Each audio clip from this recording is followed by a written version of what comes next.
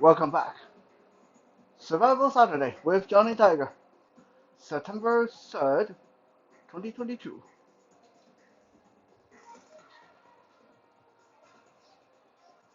Let me tell you what happened at training the other day. When we were doing bag work on the heavy bag, and we tell our student to go 1 2 1 2 1 2, which means jack cross, jack cross, jack cross on the bag work. And you hear sound like, yeah, you hear very impressive sound like that. And then we say, okay, throw your left hook, right hook, left hook, right hook. And then you hear sound like very impressive sound like that. Bang, bang, bang, bang, bang. Great. And then we said body shot or uppercut. And then you hear sound like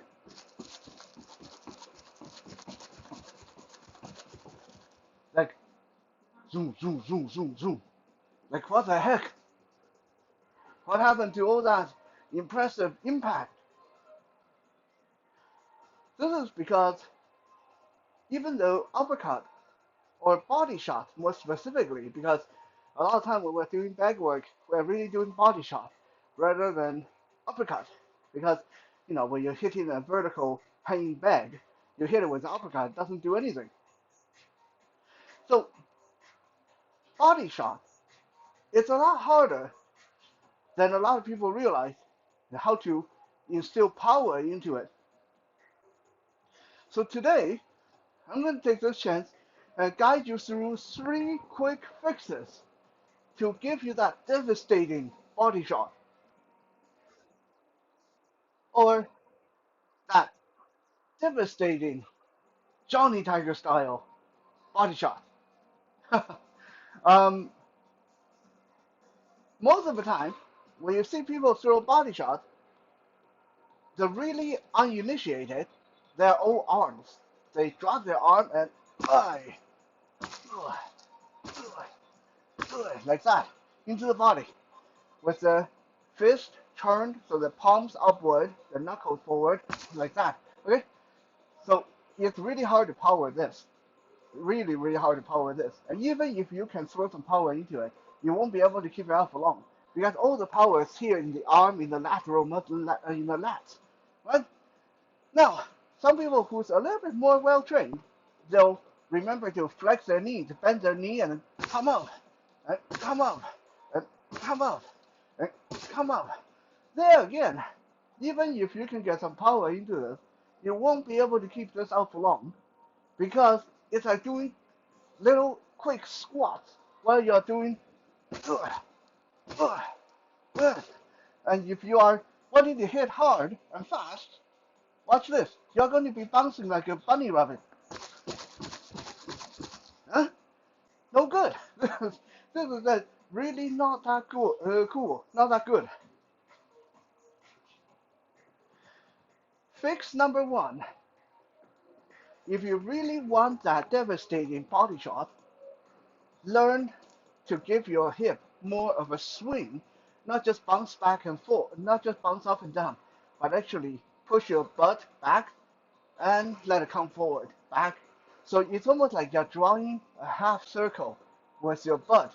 You are still squatting, but you're letting your butt swing out and in. Now, if I just do the squat, watch. Right? If I add the hip swing,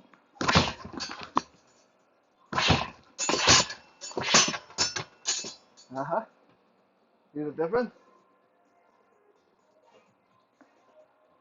That little hip swing will activate your leg muscle, activate your core, and throw in your body weight, making that body shot a lot harder, and it doesn't use much more energy.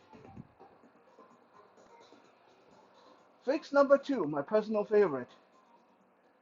Learn to throw a karate style punch. What is a karate style punch? The karate punch, although some of us call it a screw punch, is when you start the punch with the palm facing up, but just as you make contact, you twist your arm around to have your palm facing down. So when you throw, there's a twisting motion to do it. Now, watch this. Regular body shot with the palm facing up the whole time.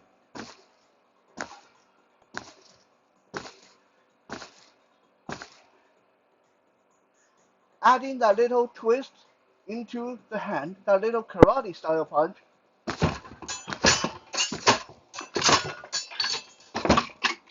Yeah. Heaven and earth difference.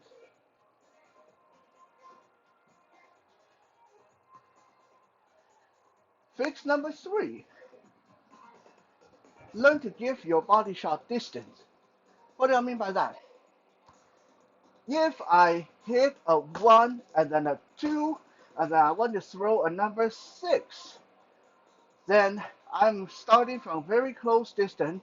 I'm squatting and coming up with this body shot. Okay, so it's going to be 1, 2, 1, 1, 2. Okay, I'm throwing really hard, but it's not having a hell of a lot of impact because it just pales comparing to my very snappy 1, 2, right? So rather than having a 1, 2, and then close distance number 6 like this, learn to switch your stance. What I mean by that is when I throw 1 and then 2, I'm shuffling my right foot forward, changing my stance to right forward, left back. And suddenly, my left hand has a lot of clearance. My left hand is way back here because I just extended my right hand in number 2. So rather than throwing another right hand, I can now do a left uppercut from way back here, right? So rather than 1, 2, and a weak 6, I'm going to do 1, 2, and 5. A very hard 5, right? Now, there's no reason that you can't do 1, 2, and 6. But what's going to happen is you're going to telegraph it majorly. Because if you do a 1 and a 2, and then you twist back for this major uppercut, the person is going to see it coming from miles away. 1, 2, okay? There is a gap there. So it's much better to use your footwork 1, 2, and 5. Right? That 5 is going to come out a lot faster than if you try to utilize this kind of 6. Now, if you really want to throw that right hand body shot or right hand uppercut, then change your 1, 2 to 2, 1, right? 2, 1, number 6, right? 2, 1, number 6, right? Because when I throw that 1, I'm twisting my shoulder back, giving this number 6 a lot more distance to come out in, right?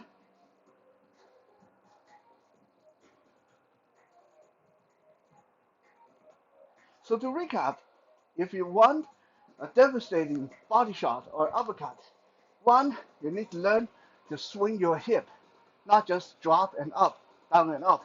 You need to learn to swing your hip. Number 2, you need to learn to twist your punch, karate style. So the hand may start palm up, but when it hits the target, the palm is down. Third, give it that distance. Learn how to combo it so you can have that wide twist into your body shot. Thank you for checking out today's Survival Saturday. And we are finally all caught up on our Music Monday. So I'll see you guys again tomorrow on Soul Search Sunday. For now, have a good night.